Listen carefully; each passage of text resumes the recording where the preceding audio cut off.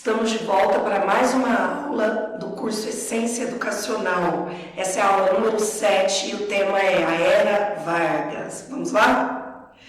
Costumeiramente, dividimos a Era Vargas em 3 períodos. O primeiro, chamado de governo provisório, que vai do golpe de 1930, onde muitos materiais ainda costumam falar a Revolução de 1930, até 1934. Depois, período do governo constitucional de 1934 até 1937. E de 1937 até 1945 é o período dos anos de chumbo, a ditadura do Estado Novo. Vamos caracterizar rapidamente cada um desses períodos. Do governo provisório, é importante saber das primeiras medidas. E as primeiras medidas tiveram um cunho autoritário. A primeira delas foi fechar o Congresso Nacional e as assembleias estaduais, também as câmaras municipais. A Constituição foi abolida. Vocês devem se lembrar que a Constituição que estava em vigor era a primeira Constituição da República de 1891. Vargas, a partir daí, vai governar a partir de decretos.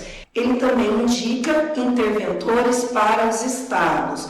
Do ponto de vista econômico, o Vargas não vai abandonar os latifundiários. Ele vai recolher as sacas de café que estavam em estoque e vai queimar para tentar equilibrar o preço. Também será criado o Ministério da Indústria e o Ministério da Educação. Embora chamemos esse período de governo provisório de Getúlio Vargas, não há como negar que ele governou de forma autoritária, já que o país não tinha um poder legislativo. Primeira grande reação contra esse período, que o Vargas vai assumir o governo, vem de São Paulo, da elite paulista. Vai eclodir a chamada Revolução Constitucionalista, em julho de 1932. O que esses rebeldes paulistas queriam, primeiramente, era destituir o Vargas do governo e convocar uma nova Assembleia Constituinte para a elaboração de uma nova Constituição. Esse movimento ele é derrotado, mas Getúlio Vargas, sabendo que outros motins e outras rebeliões poderiam acontecer, já prepara o ano de 1933 para a reconstitucionalização do Brasil. Ao final de 1933, são convocadas eleições e uma Assembleia Constituinte, de forma que 1934 marca o início do chamado governo constitucional. Algumas novidades aí importantes do ponto de vista da ampliação de direitos. O primeiro é a instituição do voto feminino, o fim do voto aberto e a instituição do voto secreto. Também algumas medidas em relação à legislação trabalhista, o salário mínimo, a proibição do trabalho infantil, a ideia de férias remuneradas. Nesse momento, Vargas já está montando uma imagem de si como o governante que está do lado dos trabalhadores urbanos, ok? Nesse momento, a gente não pode esquecer que no cenário internacional, o mundo está vivendo a ascensão do nazifascismo.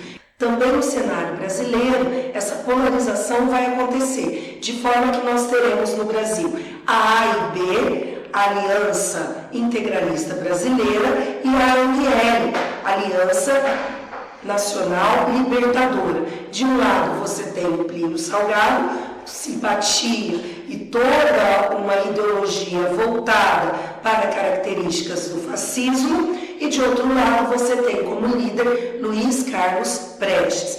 É nesse cenário que o Vargas começa a planejar a sua continuidade no governo. Para isso nós precisamos lembrar o avanço do comunismo na Europa será utilizado como um inimigo para justificar a subida de líderes com características autoritárias e com desejo de guerra, que é o caso do Hitler na Alemanha e do Mussolini na Itália. No Brasil, Getúlio Vargas vai encampar essa situação de forma que, com o apoio de grupos militares, empresariado e integralista, vai forjar um falso plano comunista que, em tese, estaria em ação para ocupar o poder no Brasil. É o famoso Plano Collor. Quando, supostamente, a imprensa descobre pelas vias governamentais o plano comunista de ocupar o governo no Brasil, o Vargas vai justificar, então, o golpe do Estado Novo. Claro que ele não vai dizer golpe, mas ele vai justificar sua permanência no poder de forma a proteger o país, de forma a proteger a nação do perigo comunista. Nós temos início, então, um regime oficialmente ditatorial. O Estado Novo. O próprio nome dado por Vargas já indica qual imagem ele queria cristalizar naquele momento que ele permanecia no comando do nosso país. A ideia de uma nova era em oposição a tudo aquilo que veio antes dele. Vargas. É nesse período, nesse contexto, que também vai se cristalizar a ideia de República Velha em oposição ao Estado Novo. E quem era o Estado Novo? Vargas. Uma Constituição já estava pronta, chamada Polaca, a Constituição de 1937. Essa Constituição não retira nenhum direito trabalhista conquistado e oficializado nos anos anteriores, mas impõe várias restrições às ações individuais e às ações dos trabalhadores. Um dos episódios mais graves da nossa democracia, que foi a cremação das bandeiras estaduais. Todas as bandeiras de Estado são queimadas em uma cerimônia com a bênção da igreja, com a presença de militares, com a vasta presença da população civil. A ideia era que a única bandeira que poderia ser adorada ou aclamada era a bandeira do Brasil. Então, nesse período de 1937 até 1945, nós temos o período do chamado Estado Novo ou a ditadura do Estado Novo. Um dos órgãos mais importantes de controle de informação e de repressão nesse período foi o DIP, Departamento de Imprensa e Propaganda, ou seja, é um período marcado pela censura, pela repressão e pelo controle das informações. Não dá para falar em Estado Novo sem associar com aquilo que está acontecendo na Europa no mesmo período. Eu já disse antes da ascensão dos regimes fascistas na Europa e nós temos a deflagração da Segunda Guerra Mundial.